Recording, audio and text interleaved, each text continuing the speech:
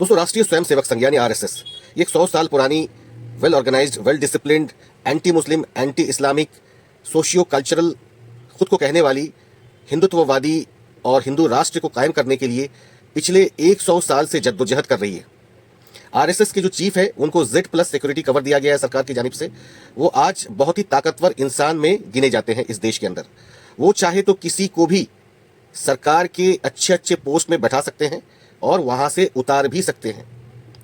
उन्होंने ही एक शख्स को प्रमोट करके बहुत ऊंची जगह पर पहुंचा दिया ताकि उनके जो एजेंडाज है, उनके जो काम है, वो उसको इंप्लीमेंट कर सके। आप लोगों ने देखा होगा कि सरकार वक्तन फवक्तन मुसलमानों को परेशान करने के लिए बिल्स लाती है, जैसे तलाक वाला बिल्स हो, जैसे वक्फ वाला बिल हो, जैसे कॉमन सिविल कोड हो।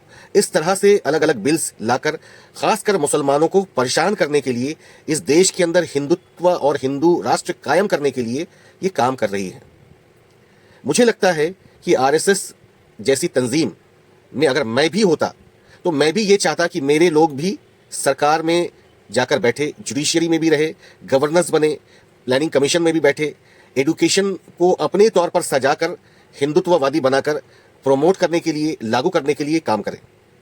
मैं भी यही चाहता। मैं भी अगर इस तरह का ऑर्गेनाइजेशन अगर मेरा भी होता, इस्लामिक ऑर्गेनाइजेशन, मैं भी चाहता। तो आरएसएस वाले कर रहे हैं तो क्या गलत कर रहे हैं? मुझे इसमें कोई गलत बात नहीं नजर आ रही है। इतने बड़े लोग, इतना ताकत, देश और विदेश में हर जगह ऑर्गेनाइजेशन, कौन सा सूबा देश के अंदर नहीं है जहां आरएसएस के लोग नहीं मौजूद हैं? तो कोई भी ये काम करेगा। जिनके चीफ को Z+ कैटेगरी सिक्योरिटी दिया गया है, तो आप समझ सकते हैं जो सिक्योरिटी कवर देश के prime minister, home minister, president को दिया जाता है, उनको भी दिया गया है Z+ सिक्योरिटी कवर। तो जाहिर सी बात है, आप इससे समझ सकते हैं कि कितने बड़े शख्सियत है, कितने ताकतवर इंसान है।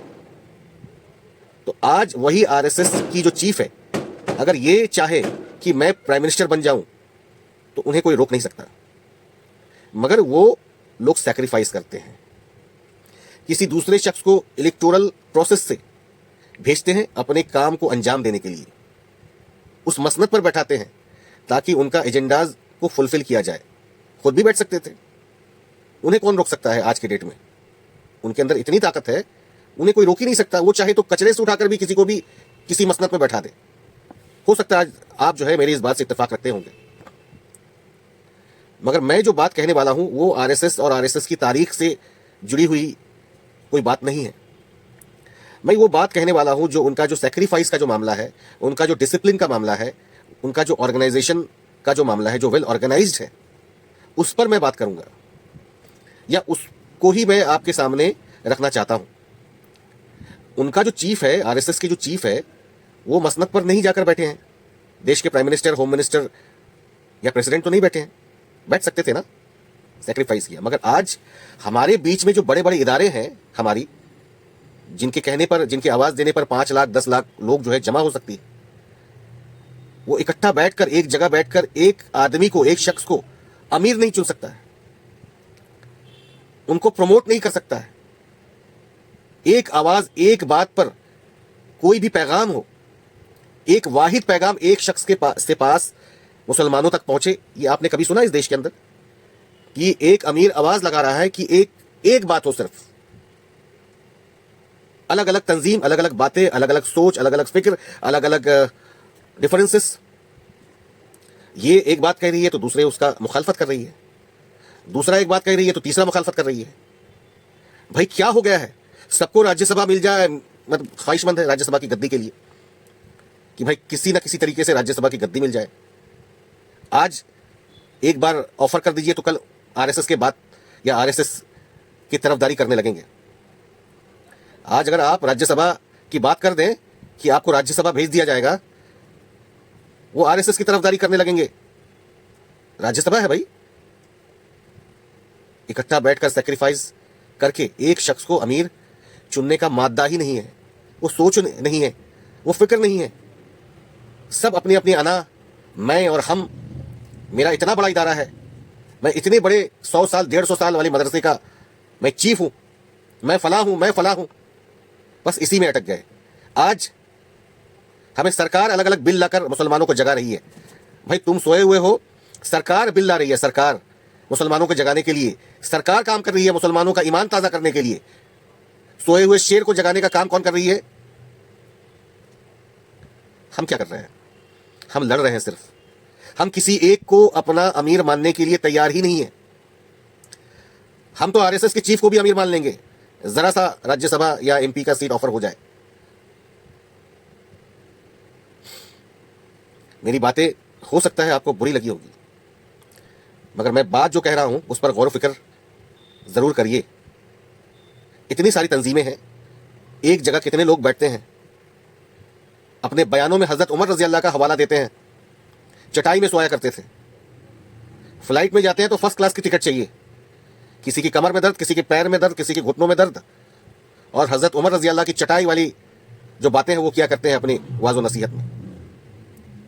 भाई जो लोग काम कर रहे हैं उनके लिए तो मैं कतई ये बात नहीं कर रहा हूं, मगर आज की डेट में मुसलमानों की हालात और मुसलमानों का ये जो गिरावट है किनके लिए हुआ है ये आप लोग भली भांति जानते हैं।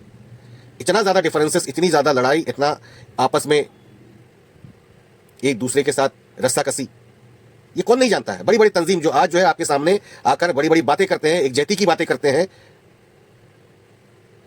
आपस में मिलजुल कर रहने की बातें करते हैं, वो जब इकट्ठा बैठते हैं, एकजुट होकर बैठते हैं एक जगह, इतना ज़्यादा डिफरेंसेस और आपस में इतना ज़्यादा इख्तलाफ आप सोच भी नहीं सकते। आज की डेट में अगर इख्तलाफ करेंगे तो यानी उम्मत से दुश्मनी करेंगे, या उम्मत से दुश्मनी, उम्मत को ढकेल दे रहे हैं गड्ढे में,